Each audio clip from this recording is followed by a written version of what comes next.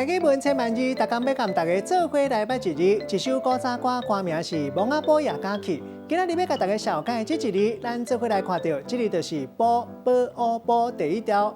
白地咱讲波，有草的白地咱讲草波，若是河边的沙地，咱讲是溪波。